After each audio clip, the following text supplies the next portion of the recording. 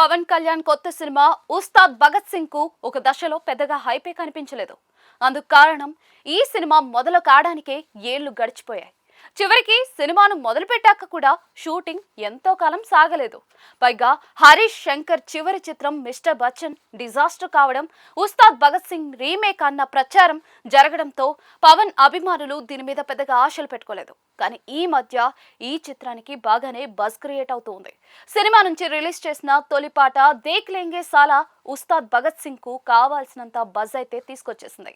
ఎన్నో ఏళ్ల తర్వాత పవన్ కళ్యాణ్ మంచి ఫ్లోతో డాన్స్ చేయడం అభిమానుల్లో హుషారు పుట్టించింది. ఇదే సందర్భంలో ఈ మూవీ రీమేక్ కాదన్న వార్త కూడా బయటికి రావడం అభిమానుల్లో ఎగ్జైట్మెంట్ పెంచేసింది. ఈ సినిమాకు సంబంధించి పవన్ కళ్యాణ్ ఎప్పుడో చిత్రీకరణ పూర్తి చేసిన సంగతి తెలిసిందే. నెమ్మదిగా పోస్ట్ ప్రొడక్షన్ కార్యక్రమాలు పూర్తి చేసుకుంటోంది ఈ సినిమా.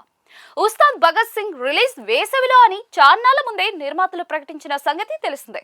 అయితే మెగా ఫ్యామిలీకి చెందిన రామ్ చరణ్, చిరంజీవిల కొత్త సినిమాల రిలీజ్ డేట్లు ఫైనలైజ్ అయ్యాక వాటిని బట్టి పవన్ మూవీని షెడ్యూల్ చేయాలని అనుకున్నారు.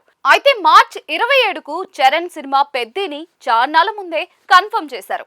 చిరు మూవీ విశ్వంబర సంగతే తేల్చాల్సిందే.